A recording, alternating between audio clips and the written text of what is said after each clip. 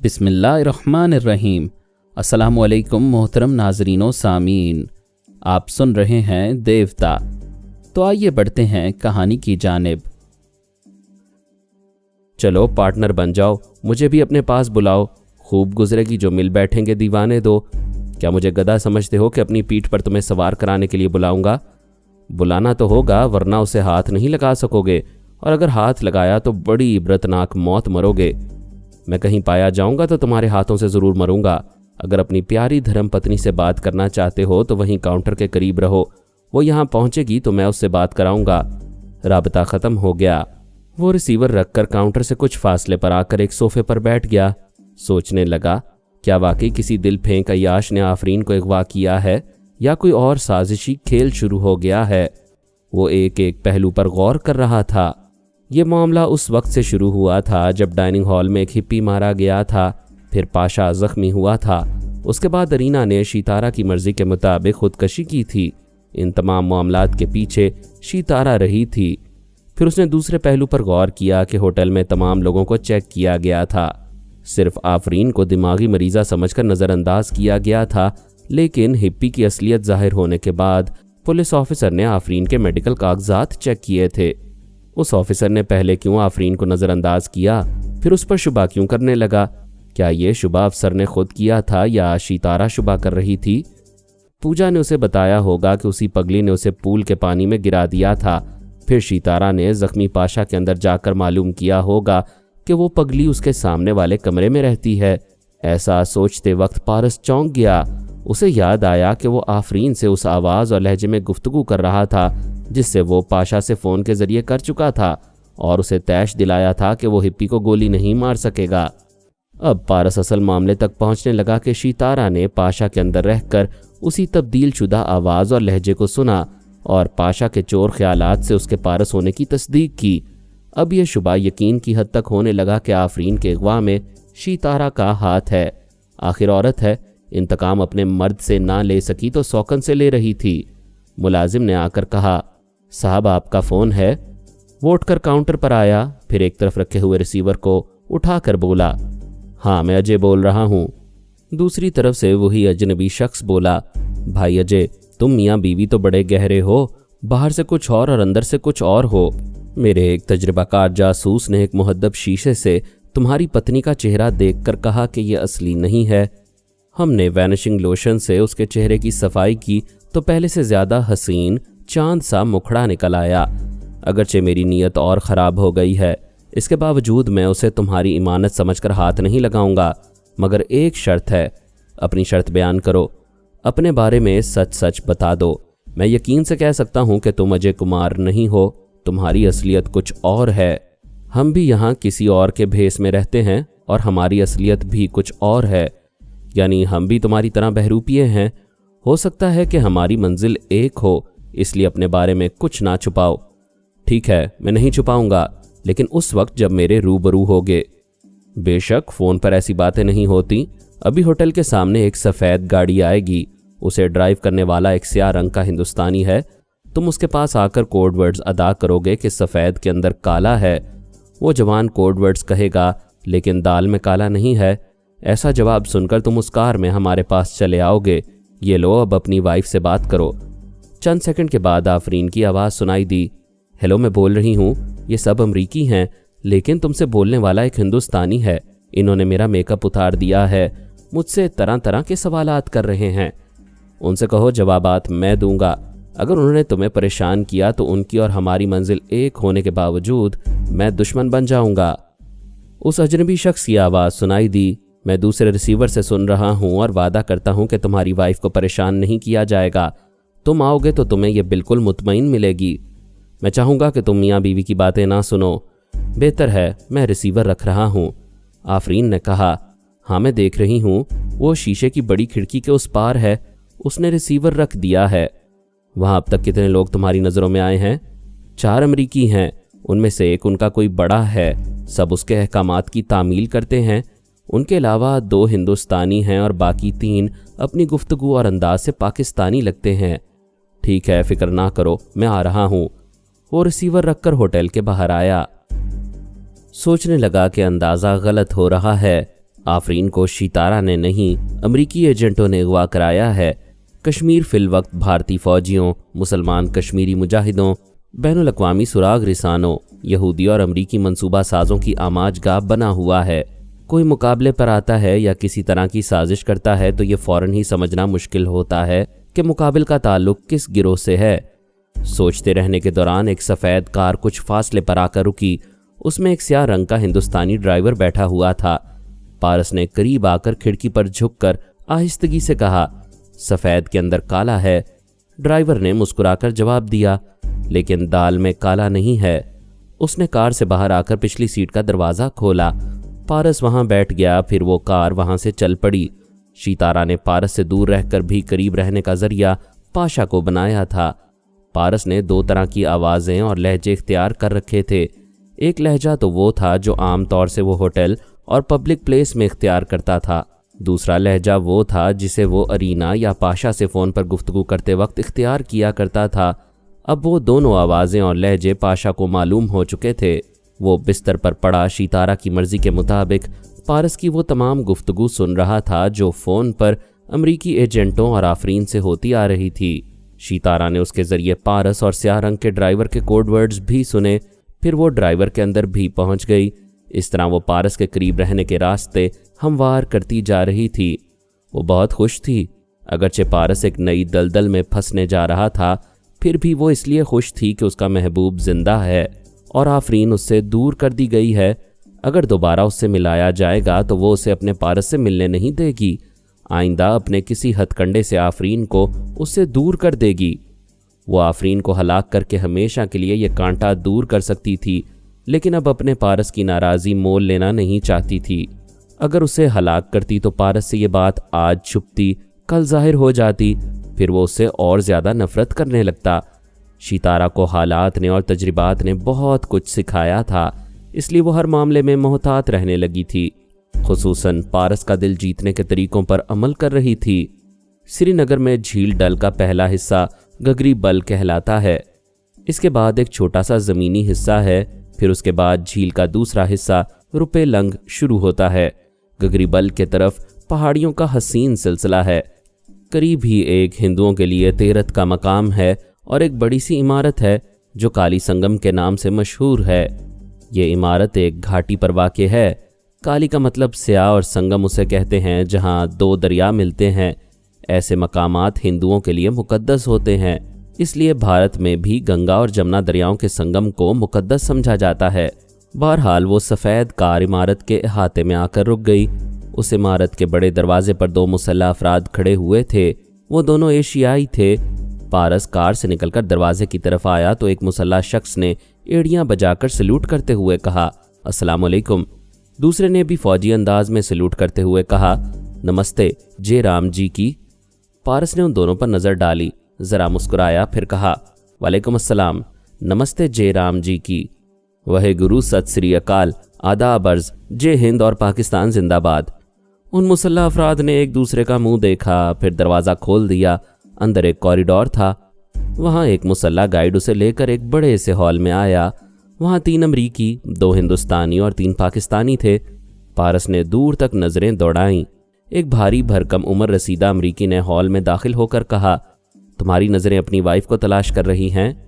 पारस ने कहा, नज़रों को समझते हो तो ज़ुबान खोलने से पहले उसे मेरे पास ले आओ। अभी आ जाएगी, पहले तुम अपना मेकअप उतारो। हम पर्दे में नहीं हैं, तुम भी पर्दा उठा दो। सामने एक सेंटर टेबल पर मेकअप उतारने का सामान था। पारस एक सोफे पर बैठकर अपने चेहरे से मेकअप साफ करने लगा। चंद मिनटों के बाद ही अजय कुमार के चेहरे के पीछे से एक नया चेहरा उभरा। वो पारस का असली चेहरा नहीं था, वरना शायद अमरीकी उसे मेरे बेटे की हैसियत से पहचान लेते। उसने दिल्ली से कश्मीर आने से पहले अपने चेहरे पर हल्की सी प्लास्टिक सर्जरी कराई थी। वो उम्र रसीदा अमरीकी उन सब का सरबराह था। उसका नाम प्रेस्लर था। उसने अपने एक तजर्बाकार जासूस को इशारा किया। वो एक मैग्नीफाइंग ग्लास लेकर पारस के करीब आया, फिर उस अदसे से उसके चेहरे का मुआयना करने लगा। पारस ने प्लास्टिक में इंसानी गोश्त के रेशों की आमेजिश की थी, इसलिए ऐसी सर्जरी पहचान में नहीं आती थी। जासूस ने मुतमईन होकर कहा, यही इसका असली चेहरा है। उनके लीडर प्रेस्लर ने हुक्म दिया, हमारे अजनबी दोस्त की वाइफ को ले आओ। हुक्म की तामील की गई।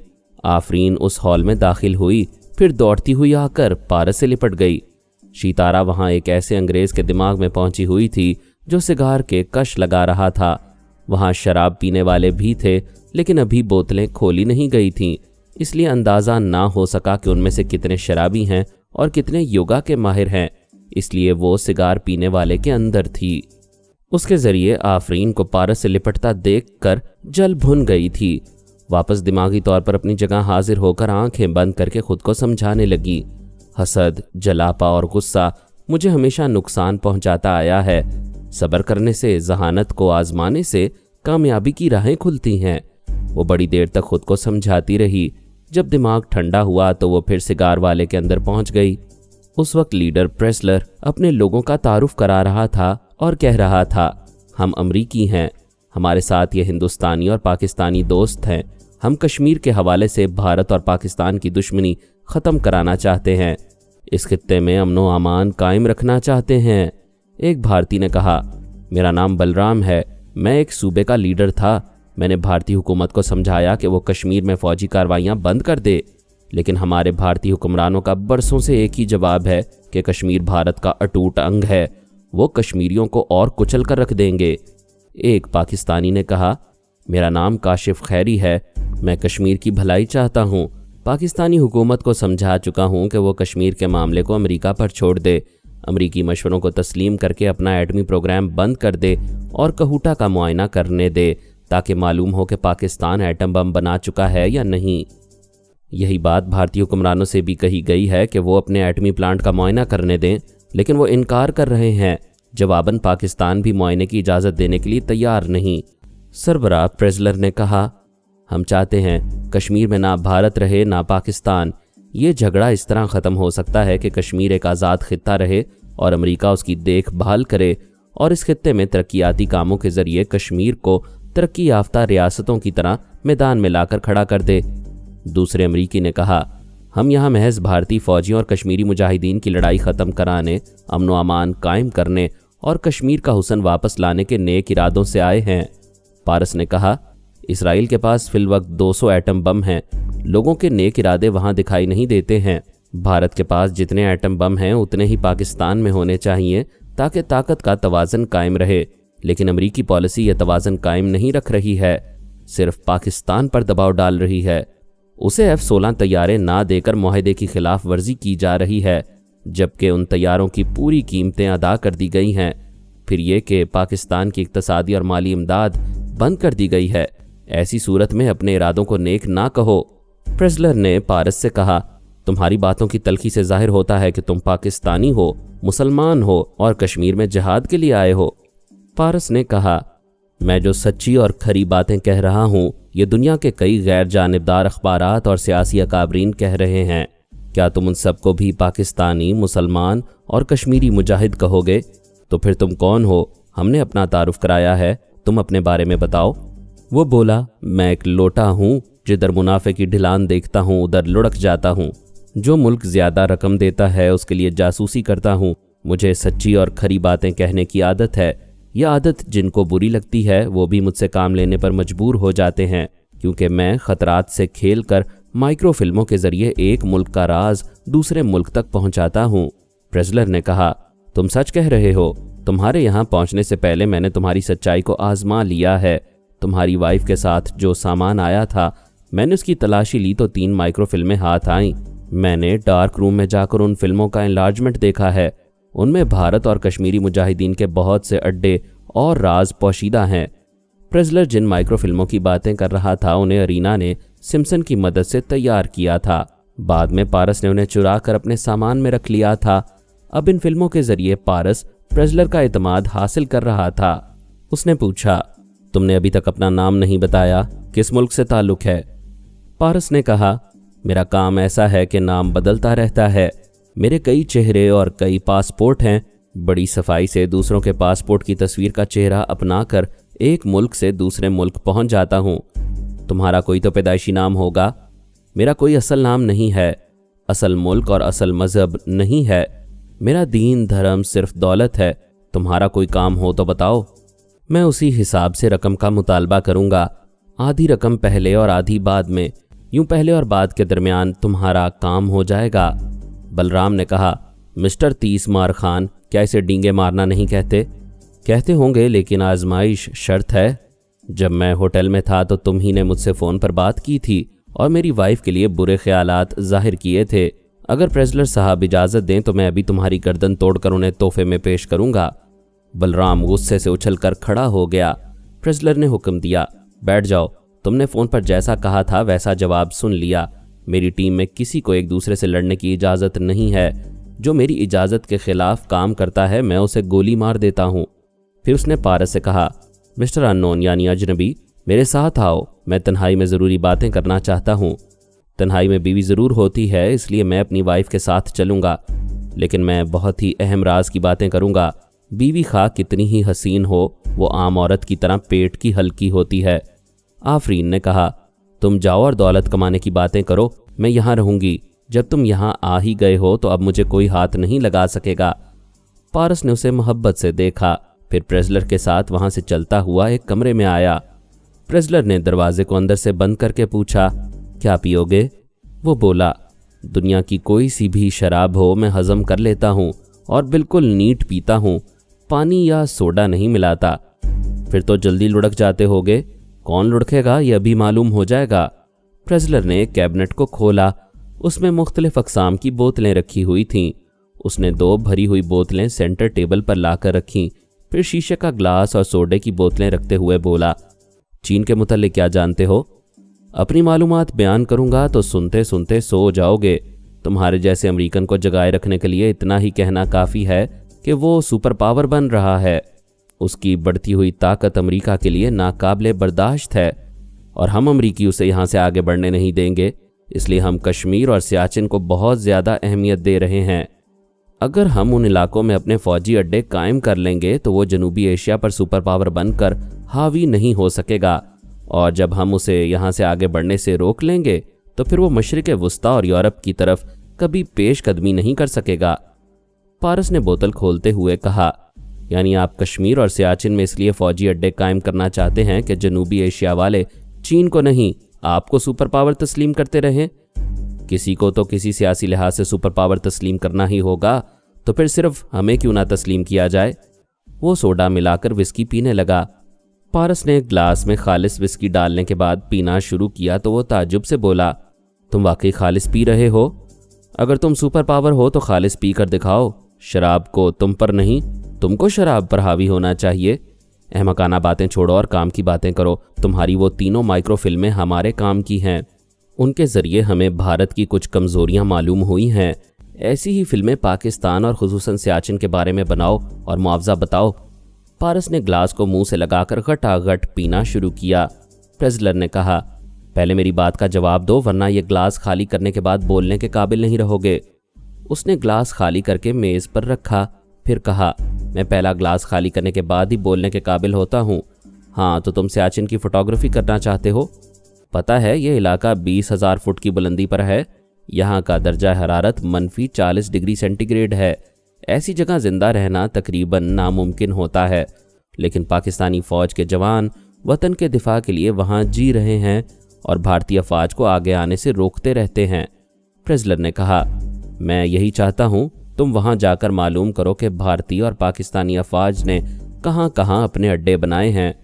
वो बोला, पाकिस्तान के शुमाली हिस्से में इलाका बल्तिस्तान है, जहाँ से पाकिस्तानी आर्मी बढ़ती हुई कश्मीर से गुजरती हुई भारत के सर पर सवार हो सकती है। दूसरा रास्ता लद्दाख है, जिसे भारत अपनी पेशकदमी के लिए इस्तेमाल कर सकता है। क्योंकि लद्दाख मकबूजा कश्मीर में है, इसलिए मकबूजा कश्मीर से भारतीय फ़ौज की वापसी दिफाई नुक्ता नज़र से पाकिस्तान के लिए लाजमी है। अब तुम चाहोगे कि मैं पाकिस्तान के बल्तिस्तानी मोर्चों और भारत के लद्दाख वाले मोर्चों की तस्वीर लाकर तुम्हें दूं? मैं बिल्कुल यही चाहता हूँ। तुम्हारी मालूमात बहुत वसी हैं, वाकई तुम ये काम कर गुजरोगे। अपना मुआवजा बताओ। मैं पेरिस के एक बैंक अकाउंट का नंबर बता रहा हूँ। फ़िलहाल वहाँ $25 लाख जमा करा दो। काम होने के बाद मज़ीद 25 लाख वसूल करूँगा। शितारा उस सिगार वाले के ख्यालात पढ़कर मालूम कर चुकी थी कि प्रेजलर अपने साथ पारस को एक कमरे में अहम गुफ्तगू के लिए ले गया है। वहाँ शराब का दौर चलेगा। वो पारस के मुतल्लिक जानती थी کہ اس زہریلے شخص کے لیے شراب محض پانی ہے، اس پر نشہ طاری نہیں ہوگا۔ وہ نشہ کرے گا مگر باطن نارمل رہے گا۔ وہ پریزلر کے اندر آ کر اس کے خیالات پڑھنے لگی۔ وہ کہہ رہا تھا، میں اس بینک اکاؤنٹ میں تمہاری مطلوبہ رقم جمع کرا دوں گا، لیکن اس بات کی ضمانت نہیں ہے کہ تمہیں کامیابی ہوگی، ناکامی بھی تو ہو سکتی ہے۔ پارس نے پوچھا، تم کیا چاہتے ہو؟ میں تمہاری وہ تینوں مائکرو فلمیں اپنے پاس ضمانت کے طور پر رکھوں گا۔ تم کامیاب ہو کر آؤ گے تو ان تینوں کی بھی منہ مانگی قیمت ادا کر دوں گا۔ لیکن شیتارا سمجھ رہی تھی کہ پریزلر کچھ اور چالیں بھی چلنے والا ہے، اس لیے اسے شراب پلا رہا تھا۔ اس کا ایک ٹیلیپیتھی جاننے والا پارس کے دماغ میں اس وقت آنے والا تھا جب وہ مدہوش ہو کر آفرین کے ساتھ سونے کے لیے جاتا۔ ٹیلیپیتھی جاننے والا ڈی ہاروے رئیس الکبیر کے محل سے ناکام لوٹا تھا۔ سپر ماسٹر نے اسے حکم دیا تھا کہ وہ کشمیر میں پریزلر کے پاس جائے اور اس کی ہدایات پر عمل کرتا رہے۔ اس وقت ڈی ہاروے وہاں موجود تھا۔ پریزلر سوچ کے ذریعے سے سمجھا رہا تھا کہ مسٹر ان نون جب ہوش سے بیگانہ ہو جائے تو اس پر ترمیمی عمل کر کے اسے اپنا تابعدار بنا لے، پھر اس کے دماغ میں رہ کر پریزلر کو یہ رپورٹ دیتا رہے کہ مسٹر ان نون بلتستان اور لداخ کے مورچوں تک پہنچ کر کیا کرتا پھر رہا ہے۔ ڈی ہاروے اس طرح مسٹر ان نون کے اندر رہ کر پورے سیاچن گلیشیئر کے متعلق خود بھی اہم معلومات حاصل کرتا رہے گا۔ اگر مسٹر ان نون کو وہاں کے فوجی گرفتار کریں گے تو اس کے ذریعے وہ فوجی جوانوں کے دماغوں میں بھی گھس کر رہ سکے گا۔ یہ بہت بڑی کامیابی ہوگی کہ ڈی ہاروے امریکہ میں رہ کر سیاچن کے 20,000 فٹ کی بلندی پر جنگ لڑنے والے پاکستانی اور بھارتی فوج کے جوانوں اور افسروں کے اندر آتا جاتا اور فوجی راز معلوم کرتا رہے گا۔ آفرین کے متعلق یہ طے کیا گیا تھا کہ صبح سے پہلے اسے وہاں سے دوسری جگہ پہنچا دیا جائے گا، اور ڈی ہاروے اس کے چور خیالات بھی پڑھ کر اس کی اور مسٹر ان نون کی اصلیت معلوم کرے گا۔ شیتارا کے لیے یہ بات خوش آئند تھی کہ آفرین پارس سے الگ کر دی جائے گی، لیکن اسے یہ منظور نہیں تھا کہ آفرین کے دماغ سے دشمنوں کو پارس کی اصلیت معلوم ہو جائے۔ محض اپنے پارس کو چھپائے رکھنے کے لیے اس نے سوچا کہ جب آفرین پر تنویمی عمل کیا جائے گا تو وہ بھی اس کے اندر موجود رہے گی اور اس کے معمولہ بننے کے باوجود پارس کی اصلیت ظاہر نہیں ہونے دے گی۔ پارس نے پوری ایک بوتل پینے کے بعد پوچھا، کیا اس میں واقعی 20 برس پرانی شراب تھی؟ مجھے نہ تو مزہ آ رہا ہے نہ سرور محسوس ہو رہا ہے۔ پریزلر پر نشہ طاری ہو رہا تھا۔ وہ بولا، تم آدمی ہو یا کوئی جن ہو، پوری بوتل خالص پی لی اور کہتے ہو کہ نشہ نہیں ہو رہا۔ کوئی بات نہیں، میں ایک اور بوتل لاتا ہوں۔ وہ اپنی جگہ سے اٹھ کر لڑکھڑاتا ہوا کیبنٹ کے پاس گیا اور دوسری بھری بوتل لے کر آ گیا۔ اس وقت پارس پرائی سوچ کی لہروں کو محسوس کر رہا تھا۔ اس نے سانس روک لی، پھر دوبارہ سانس لیتے ہوئے کہا، مسٹر پریزلر، تمہارے اس اڈے میں کوئی ٹیلیپیتھی جاننے والا موجود ہے؟ کیسی باتیں کر رہے ہو؟ میری ٹیم میں ایسا کوئی نہیں، لیکن میں نے پرائی سوچ کی لہروں کو محسوس کیا تھا، ابھی اس آنے والے کو سانس روک کر بھگا دیا ہے۔ ایسی کوئی بات نہیں ہے، دراصل خالص ایک بوتل شراب اب آہستہ آہستہ تم پر چڑھ رہی ہے۔ میرے علم میں کوئی خیال خوانی کرنے والا نہیں ہے۔ ہاں، ہندوستان میں یہ علم جاننے والی ایک عورت ہے، کوئی اسے شیتارا کہتا ہے اور کوئی اسے پوجا کہتا ہے، مگر وہ ہے کوئی پراسرار عورت۔ پارس بھی یہی سمجھ رہا تھا۔ اس کا خیال تھا کہ جس طرح وہ فرضی موت کے پردے میں خود کو اس سے چھپا رہا تھا، اس طرح وہ خود کو چھپا رہی ہے اور پریزلر وغیرہ کے اندر رہ کر اس کی نگرانی کر رہی ہے۔ دوسری بار اس نے پھر پرائی سوچ کی لہروں کو محسوس کیا۔ پھر شیتارا نے کہا، میں ہوں، سانس نہ روکنا، تمہیں ایک بڑے خطرے سے آگاہ کرنے آئی ہوں۔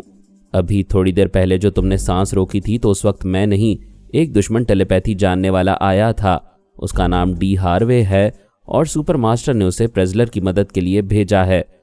تم پریزلر کے اندر رہ کر یہ معلومات حاصل کر رہی ہو یا کسی فرضی ڈی ہاروے کی باتیں کہہ کر خود کو میری ہمدرد ثابت کر رہی ہو، جبکہ تم کشمیر میں کبھی میری ہمدرد اور دوست نہیں رہی۔ اس کے برعکس دشمن بن کر بھارتی فوجیوں کو میری تلاش میں دوڑاتی رہیں۔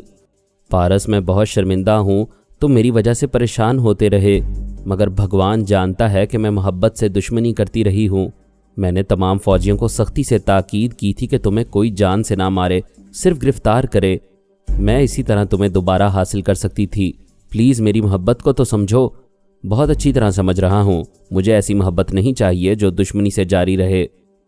تم دیکھ رہی ہو کہ پریزلر کے شانے سے جو ہولسٹر لٹک رہا ہے اس میں بھرا ہوا ریوالور ہے۔ میں اس کے دماغ پر قبضہ جما کر ابھی اس کے ذریعے تمہیں گولی مار کر زخمی کر سکتی ہوں، और तुम्हारे दिमाग पर कब्जा जमा सकती हूँ। अगर ऐसा ना कर सकी तो हमेशा के लिए तुम्हें ख़त्म कर सकती हूँ। लेकिन अब मैं वो सितारा नहीं रही। तुम मानो या ना मानो, एक ख़तरे से आगाह कर रही हूँ। वो सुबह से पहले आफरीन को यहाँ से किसी दूसरी जगह पहुँचाने वाले हैं। वो ऐसा क्यों करेंगे जबकि मुझसे एक बहुत बड़ा काम ले रहे हैं? क्या वो ये नहीं सोचेंगे कि आफरीन गायब हुई तो मैं उनका काम नहीं करूँगा? प्रेज़लर और डी हार्वे को पूरा यकीन है कि तुम्हारे मदहोश होने के बाद तुम पर तनवीमी अमल किया जाएगा और तुम्हें ताबेदार बनाया जाएगा। तुम्हारी याददाश्त से आफरीन की यादें मिटा दी जाएंगी। इस तरह तुम माजी को भूलकर उनके लिए काम करते रहोगे। मैं हैरान हूँ कि तुमने नफ़रत करके आफरीन को अपने दिल की धड़कनों से लगाया है और तुम उससे कोई दुश्मनी नहीं कर रही हो। उसे अगवा से बचाने के लिए मुझे पहले ही से आगाह कर रही हो। मैं कह चुकी हूँ, फिर एक बार कसम खाकर कहती हूँ कि मैं वो पहले वाली सितारा नहीं रही। मैं तुम्हारी खुशी को अपनी खुशी समझती हूँ। बेशक तुम आफरीन के साथ तमाम उम्र गुजार दो। मैं अपने हिस्से की मोहब्बत निभाती रहूँगी और हमेशा आड़े वक्त काम आती रहूँगी। मैं ये कभी यकीन नहीं करूँगा कि करेला मीठा हो सकता है। तुमने एक फर्जी डी हार्वे इसलिए पैदा किया है कि आफरीन को तुम अगवा करवाओ और इल्ज़ाम सुपरमास्टर और प्रेज़लर के किसी टेलीपैथी जानने वाले पर आए। सितारा, तुम और किसी हसीना को मेरे पास बर्दाश्त करो, ये तो नामुमकिन है। औरत अपनी हथेली पर जलते हुए अंगारे बर्दाश्त कर लेती है, लेकिन अपने मर्द के साथ किसी दूसरी औरत को कभी बर्दाश्त नहीं कर सकती। अब जाओ। ये कहकर उसने सांस रोकी। वो वहाँ से निकलकर प्रेज़लर के अंदर आ गई। उसने अब तक पारस के साथ जो सलूक किया था उसके नतीजे में वो ऐसी ही बेएतबार होती और हो रही थी। जिसे दिलो जान से चाहती थी उसका एतमाद खो चुकी थी। वैसे ये सच था कि वो हथेली पर जलता हुआ अंगारा बर्दाश्त कर सकती थी, लेकिन पारस के साथ किसी हसीना को देखना भी गवारा ना था। वो चाहती थी कि आफरीन उससे दूर हो जाए। ये सच बात उसने पारस का एतमाद हासिल करने के लिए कही थी और ये सोच लिया था कि डी हार्वे को उसके अगवा का मौका देगी। इस तरह रास्ते का कांटा भी साफ होगा और पारस को भी मानना पड़ेगा कि सितारा ने होने वाली अगवा की वारदात से पहले ही आगाह कर दिया था। लेकिन इस दोहरी चाल से पहले ही पारस ने फैसला सुना दिया था कि सितारा पर वो कभी भरोसा नहीं करेगा। अगर आफरीन अगवा की गई तो उसमें सितारा का ही हाथ होगा। अब वो सोच रही थी कि जब बदनाम ही होना है तो फिर क्यों ना खुद ही आफरीन को वहाँ से गायब करा दे और अपने भारत देश के खिलाफ जो माइक्रोफिल्में प्रेज़लर के पास हैं उन्हें हासिल करके ज़ाया कर दे। उसके प्यार से धड़कते हुए दिल ने पूछा, पारस का क्या बनेगा? वो लोग उसे ज़रूर अपना ताबेदार बनाएंगे। वो प्रेज़लर के दिमाग में बैठी सोच रही थी। उसे डी हार्वे की सोच सुनाई दी। वो कह रहा था, मिस्टर प्रेज़लर, ये मिस्टर अननोन कोई बहुत ही पुरस्कार शख्स है, या फिर कोई ऐसा तरीका इस्तेमाल कर रहा है कि शराब उसके लिए पानी बन जाती है। ये दूसरी बोतल भी आधी पी चुका है। मैं अभी इसके पास गया था लेकिन उसने सांस रोक ली। प्रेज़लर ने पूछा, ये कैसे मुमकिन है? ये 1.5 बोतल खालिश शराब को कैसे पानी बनाकर पी सकता है और इस हद तक होश में रह सकता है कि पराई सोच की लहरों को महसूस कर लेता है? डी हार्वे ने कहा, दुनिया में बड़े बड़े चालबाज हैं। क्या आप नहीं जानते कि थोड़ी सी कोकेन दाढ़ के नीचे दबा ली जाए और शराब की बोतल पर बोतल पी ली जाए तो वो कोकेन शराब को बेअसर कर देती है। मुझे यकीन है कि मिस्टर अननोन ने अपने मुंह में कोकेन छुपाए रखी है और शराब को पानी बनाकर पी रहा है। फिर तो ये वाकई बेहद मक्कार है और हमारे काम का आदमी है। इसे किसी भी तरह अपना मामूल और ताबेदार बनाना होगा। अब तो बस एक ही तरीका रह गया है कि इसे किसी तरह जख्मी किया जाए, फिर ये सांस रोकने यानी मेरा रास्ता रोकने के काबिल नहीं रहेगा। ये सुनते ही सितारा पारस के पास आई। ये बताना चाहती थी कि उसे किसी वक्त भी किसी तरह भी जख्मी किया जा सकता है, लेकिन वो उसे मुखातिब ना कर सकी। उसने सांस रोक ली थी। उसने चंद सेकंड इंतजार किया, दोबारा उसके पास गई, फिर नाकाम होकर प्रेज़लर के अंदर आई और सही वक्त पर आई। वो अपने होल्स्टर से रिवॉल्वर निकाल रहा था। डी हार्वे कह रहा था, इसके बाजू का निशाना लो और गोली मारकर जख्मी कर दो। उसने रिवॉल्वर का रुख पारस की तरफ किया तो उसने मुस्कुराकर सोचा, सितारा, मैं जानता था तुम अपनी असलियत दिखाओगी और मिस्टर प्रेज़लर के जरिए मुझे जख्मी करके मेरे दिमाग पर कब्जा जमाओगी। इतना सोचते ही अचानक रिवॉल्वर का रुख फिर गया। उसकी नाल पारस की तरफ से घूम गई, प्रेज़लर के अपने बाजू के निशाने पर आई, फिर ठाई से गोली चल गई। प्रेज़लर के हलक से चीख निकली, हाथ से रिवॉल्वर छूट गया। फिर वो कुर्सी से उलटकर फर्श पर गिर पड़ा। डी हार्वे ने उसके अंदर कहा, ये तुमने क्या हमाकत की?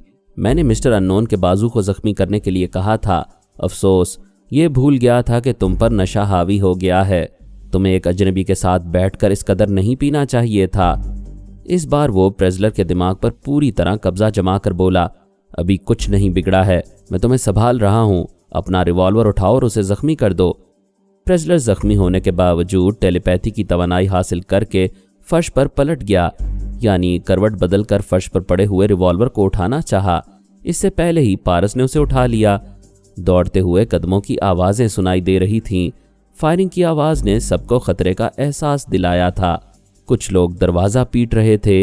एक अमरीकी मातहत पूछ रहा था, मिस्टर प्रेजलर, क्या तुम खैरियत से हो? गोली किसने चलाई है? डॉक्टर मोहम्मद उनीब सलीमी के साथ मज़ीद अक़सात सुनने के लिए हमारे चैनल का सब्सक्राइबर बने और साथ ही बेल आइकन को क्लिक करें ताकि आपको हर आने वाली नई वीडियो के मुतालिक नोटिफिकेशंस मिलती रहें। हमारी वीडियोस को लाइक और शेयर करें और हमें अपनी दुआओं में याद रखिएगा। ISI और पाक आर्मी जिंदाबाद, पाकिस्तान पाइंदाबाद। हम फिर मिलेंगे इंशाअल्लाह एक नई किस्त के साथ। तब तक के लिए अल्लाह हाफिज़।